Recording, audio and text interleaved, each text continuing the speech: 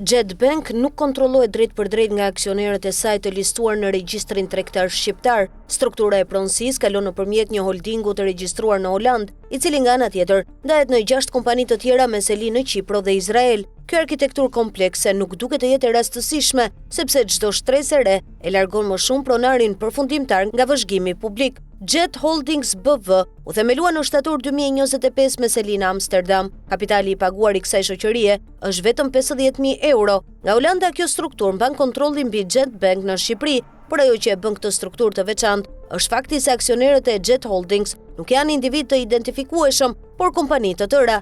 6 kompani zotrojnë aksionet e Jet Holdings, e para është Constador Ltd, një shoqëri e regjistruar në Kipro. Kjo kompani mban 71.5% e aksioneve të holdingut holandez. Aksioneri vetëm i Constador Ltd është Idan Avishai, pronari që u trajtua gjerësisht në artikullin e parë të kësaj serie. Kompanitë e tjera janë të gjitha të regjistruara në Izrael. Ato zotrojnë së bashku 28.5% të Jet Holdings dhe pikërisht këtu fillon problemi i transparencës. Ligji shqiptar për identifikimin e pronarëve përfitues kërkon deklarim vetëm për ata aksionerë që zotrojnë më shumë se 25% të aksioneve të një kompanie. Secila prej 5 kompanive izraelite zotron individualisht më pak se 25% të Jet Holdings, prandaj Jet Bank formalisht nuk është e detyruar të zbulojë se cilët individ qëndrojnë pas këtyre 5 kompanive. Ky nuk është një rast shkelje e ligjit, është thjesht një boshllok, një zongri e projektuar që lejon çdo kompani të ndajë aksionet e veta në pjesë të vogla për të shmangur transparencën, dhe 5 kompanitë izraelite e kanë shfrytzuar këtë boshllok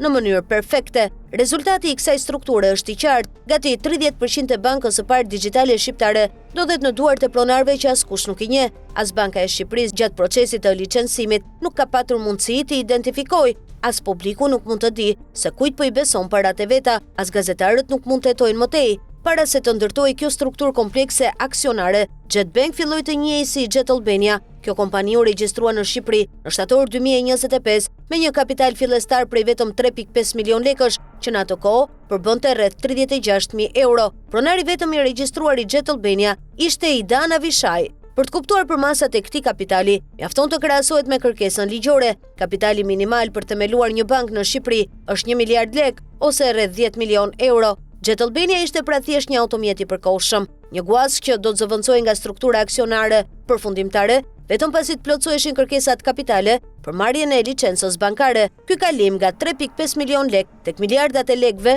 nuk përbën në vetvete ndonjë fenomen të pazakontë për investitorët serioz. Shumë projekte financiare fillojnë me një kapital të vogël për të përgatitur infrastrukturën dhe më pas arriten ndjeshëm për të përmbushur kriteret rregullatore. Por ajo që e bën këtë rast të dyshimt është errësira që rrethon pronarët e atij 28.5% të aksioneve. Çdo bankë që operon në Shqipëri duhet jetë transparente për pronësinë e saj. Klientët kanë të drejtë të dinë se kujt i besojnë parat e tyre.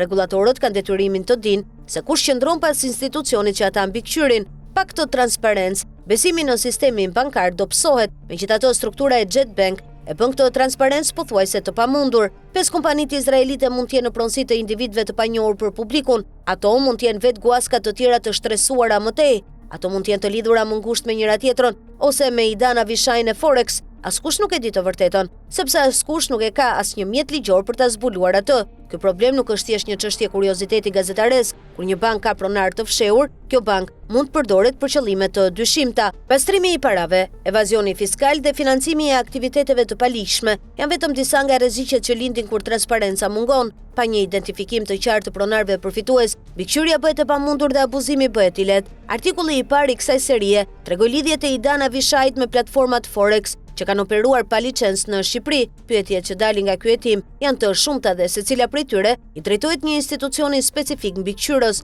Për autoritetin e mbikëqyrjes financiare, AMF, lind nevoja për përgjigje lidhur me Fortrade. Ky institucion e raportoi publikisht platformën Fortrade në vitin 2018 për ushtrimin e aktivitetit financiar të palicencuar në Shqipëri, por 8 vjet më vonë, Fortrade vazhdon të ofrojë shërbime për klientët shqiptar përmes degës së saj në Serbi, ndërkohë pronari i Jet Bank ka lidhje të drejtpërdrejta me këtë platformë. AMF duhet të sqarojë nëse ka marrë ndonjë masë konkrete ndaj Fortrade gjatë këtyre 8 viteve.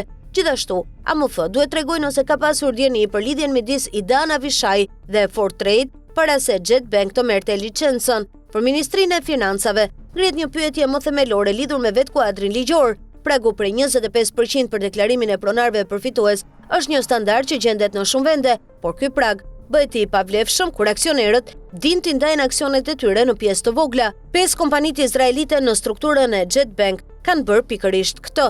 Ministria e Financave duhet të shqyrtojë nëse ky prag duhet rishikuar. Ulja e pragut në 10% ose edhe më pak do ta bënte shumë të vështirë fragmentimin e aksioneve për të shmangur transparencën. Pa këtë ndryshim, struktura si ajo e Jet Bank do të mbeten plotësisht të lihshme dhe do të vazhdojnë të shfaqen edhe në të ardhmen. Për Manival, mekanizmin e Këshillit të Evropës për vlerësimin e masave kundër pastrimit të parave, lind pyetja nëse Shqipëria është vlerësuar për këto dobësi në transparencën e pronarëve përfitues në sektorin bankar. Raportet e mëparshme të Manival për Shqipërinë kanë identifikuar mangësi në zbatimin e rekomandimeve ndërkombëtare për transparencën e pronësisë. Rasti i Jet Bank tregon se këto mangësi nuk janë vetëm teorike, por ato shfrytëzohen në praktik. Manival duhet marrë në konsiderat këtë rast në vlerësimet e ardhshme për Shqipërinë. Gjithashtu, Manival duhet të rekomandojë ndryshime konkrete për të mbyllur boshllëqet që lejojnë fragmentimin e aksioneve dhe fshehjen e pronarëve përfitues. Inovacioni i ardhshëm i tregut shqiptar rezulton të ketë pas vetes një pronar të lidhur me Forexin e palicensuar, një bord me emra të dyshim dhe gati 30% aksioneve të mbajtura nga pronar të fshehur pas 5 kompanive izraelite.